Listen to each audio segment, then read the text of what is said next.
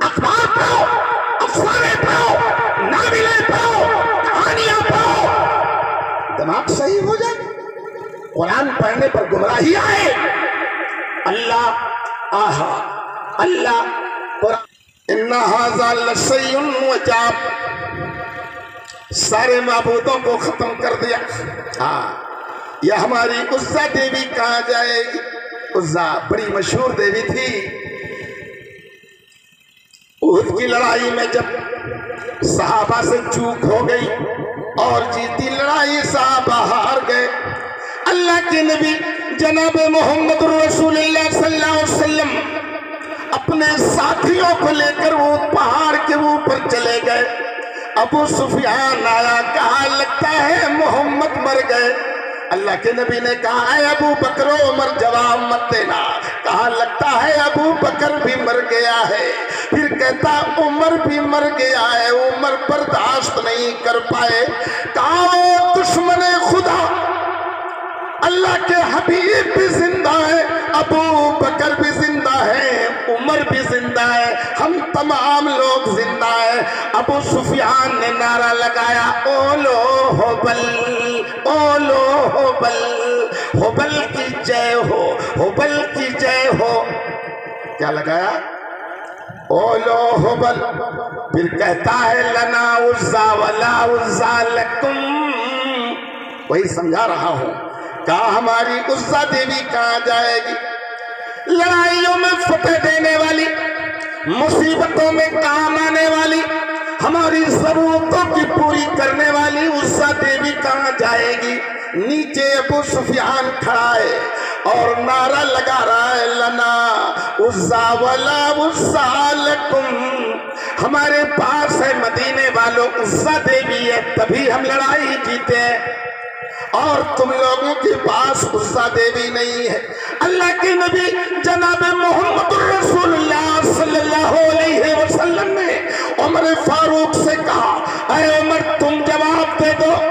اللہ کے نبی نے سکھایا کہ کہہ دو اللہ مولانا ولا مولا لکم، جواب دو۔ عمر فاروق نے کہا اللہ مولانا ولا مولا لکم، اللہ ہمارا مولا ہے تم لوگوں کا مولا نہیں ہے۔ یہی ان لوگوں نے کہا ابو طالب کے سامنے بلبلا پڑا ابو جہل، بلبلا پڑا ابو سفیان، عتبہ اور شیبہ کی آوازیں بلند ہو گئی، کہا ہماری دیویاں کہاں جائیں گی؟ میں ابھی انشاءاللہ استدلال میں حدیث سنا رہا ہوں، سناؤں گا انشاءاللہ، تب سمجھ میں آئے گا بات کیا ہے، یہ قوم بھٹکی کہاں سے ہے، یہ قوم گمراہ کہاں سے ہوئی۔ تم نے اور گمراہی عورتوں سے شروع ہوئی، تم نے عورتوں کو مسجدوں سے روکا، تم نے عورتوں کو عیدگاہوں سے روکا، تم نے عورتوں کو بقرعید کی جگہوں سے روکا، تم نے عورتوں کو میلے ٹھیلوں میں بھیجا، لیکن اللہ کا نام جہاں بلند کیا جاتا ہے وہاں تم نے اپنی بیویوں کو نہیں بھیجا۔ گمراہ ہوئی، مشرکہ ہوئی، غیروں کا ہاتھ تھاما، گھروں کی آبرو گئی اور چیختے چلاتے رہے کہ ہماری لڑکیاں غلط راستے پہ آ گئی۔ تم نے سکھایا کہاں؟ تم نے اس قرآن کو، یہی قرآن عرب میں انقلاب لایا تھا، اسی قرآن کو اللہ کے نبی جناب محمد رسول اللہ صلی اللہ علیہ وسلم نے خاموشی سے مکہ میں پڑھا تھا، کسی کو نہیں کہا تھا آؤ میرے ساتھ ہو جاؤ، خالی اللہ کے نبی جناب محمد رسول اللہ صلی اللہ علیہ وسلم قرآن پڑھ رہے تھے اور سن سن کر کے ایمان لا رہے تھے۔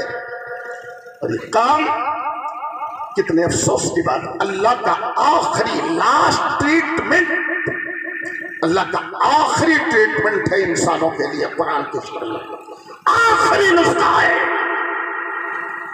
اور بھی نسخے زمین پر آئے تھے لیکن آخری کی، اس کے بعد اب کوئی تشخیص نہیں کی جا سکتی ہے انسانوں کی اور کوئی ٹریٹمنٹ نہیں کیا جا سکتا ہے۔ یہ قرآن نسخہ بن کے آیا، قرآن نہیں پڑھنے دیا جا رہا ہے، قرآن سمجھنے نہیں دیا جا رہا ہے۔ ترجمہ مت پڑھنا، معاذ اللہ گمراہ ہو جاؤ گے، تفسیر مت دیکھنا گمراہ ہو جاؤ گے۔ قرآن پڑھو گمراہ ہو جاؤ، ترجمہ دیکھو گمراہ ہو جاؤ، تفسیر پڑھو گمراہ ہو جاؤ، اخبار پڑھو، افسانے پڑھو، ناولیں پڑھو، کہانیاں پڑھو، دماغ صحیح ہو جائے۔ قرآن پڑھنے پر گمراہی آئے۔ اللہ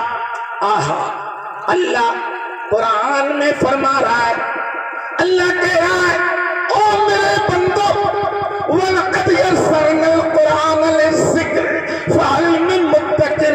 اللہ کہہ رہا ہے کہ او میرے بندو ہم نے قرآن کو آسان کر دیا ہے، پس کون ہے جو قرآن پڑھ کر نصیحت لے؟ اللہ اپنے بندوں سے کیسا کہہ رہا ہے او میرے بندو میرا قرآن آسان ہے۔ میرا قرآن آپ کیا جانو، جس عرب میں اترا تھا نا وہ عربی دانوں ایک گاؤں میں، عرب کے ایک گاؤں میں